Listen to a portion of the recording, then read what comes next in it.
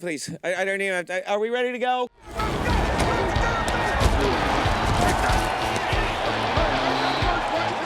Play action fakes it for Paxton zone. Yes, touchdown.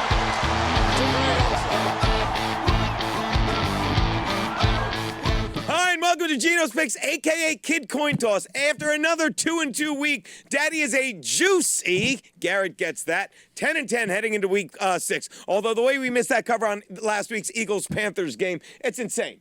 And anyone sits like, oh, you don't, they stop it. Regardless, we roll into week 6. I don't know why I put 5 toys. Because it's flying by. I got week 5 here. With some spot-on predictions, especially about the Bills' Josh Allen, who looked all grown up on Sunday night, beating down the Chiefs, whose chief problem is an offensive line that has more holes in it than Dr. Fauci's narrative. I miss fun Geno. In fact, the only thing I trust less than the front 5 of the Chiefs is CNN frontman/chief doctor. Yeah, Aaron's not here. Sanjay Gupta, who was called out by Joe Rogan this week and had the same response to him as everyone who bet the Chiefs did to their bookie. Hey, they shouldn't have done that. What we should do is get to the picks. The boss is going to be here soon.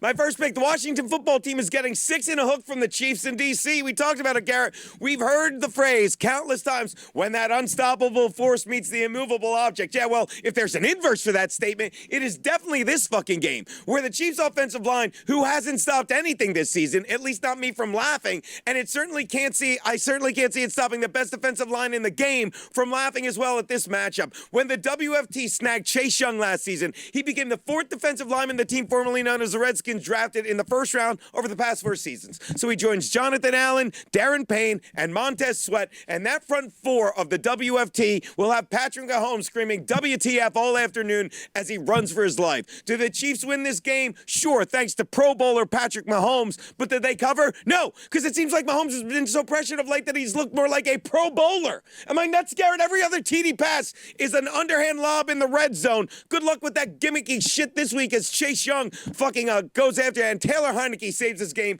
with his usual move that have people betting against the Redskins wishing they would switch those backdoor covers for the smallpox ones that made them famous. Yeah, you like that, Garrett. Take the WFT and the 6 in a hook you're getting. The Broncos are giving 3 in a hook to the Raiders in Denver. If you think losing a head coach like John Gruden makes a huge difference, it does. Because as I pointed out on Morning Thursday, he was an NFL coach 24/7. Unfortunately, that included when he was writing emails where he spelled things out in football terms, and I am sorry. But when an NFL commissioner wants a head coach to draft a gay guy who can play football to move tickets, well, you call that a faggot move while calling the player a queer, because that language is actually kind of brilliant. And it calls that a straight man for his gay actions you hate and attacks a gay man without attacking the gay actions he loves. And if you don't understand what I mean by a gay guy who can play football, it's Michael Sam, who's too short, slow, and uncoachable to make it in the NFL, which is why he was sure to point out his love of watching gay porn instead of fucking his hatred of watching game tape, as opposed to a football player who happens to be gay in the Raiders' Carl Nassib, who we made a few jokes about over the season, but we will be the first to admit that this is a fucking NFL star who, after a few seasons of being just that, pointed out, oh yeah, and I love cock. God bless that man. He's doing what he loves. But here's the problem. The problem is he needed a personal day after Gruden's comment, which is the first time in his career he acted more like a gay man than a man who plays in the NFL. And I put that blame squarely on interim head coach Rich Bisaccia, who should have picked up where Gruden left off and made him man up and support this team. He did not. Forgot about this joke. Let me not fuck it up because I love it. Well, now this guy has to go into Mile High Stadium and face head coach in 64-year-old Vic Fangio, who spent 34 years in the NFL and talks even more hardcore than the recently fired Chucky. And I can promise you, he used this article about Nassib as bulletin board material and motivated his team by asking, what's up this guy's ass? He's a queer. The NFL is a league for gay and straight men alike, but can we just keep the faggots out of it? Take the Broncos and lay the 3 in a hook. What's up this guy's ass?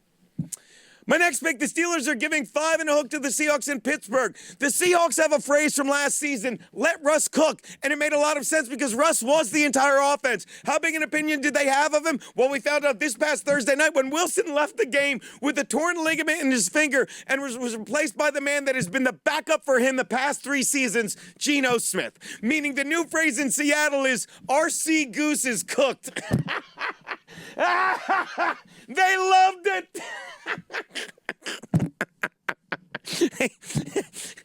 How could you not hire me to sell you a Kia?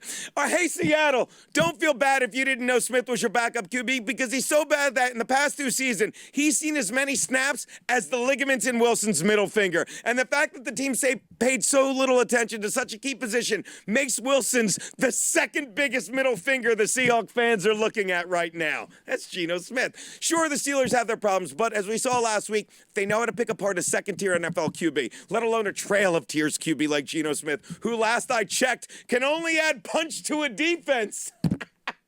They broke his fucking jaw. Take the Steelers and lay the 5 and a hook.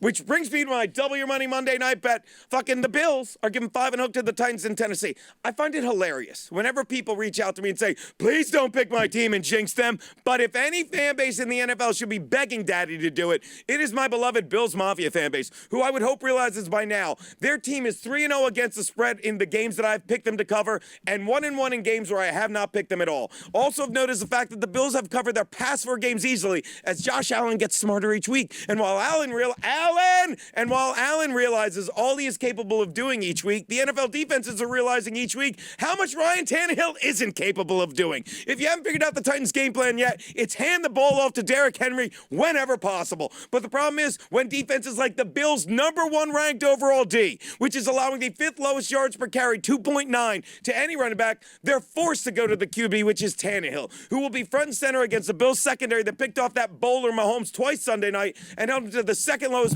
passer rating of his career. The Bills enter Monday Night Football allowing the lowest passer rating, fewest yards per play, and fewest points per game. I'm not saying the Bills roll, but let's just say maybe the Titans should rest Henry this week and go out and grab Michael Sam to fill in for him because Sam does love the NFL and playing from behind while getting pounded. He's a queer. Take the Bills, lay the 5 and a hook. Those are Geno's picks.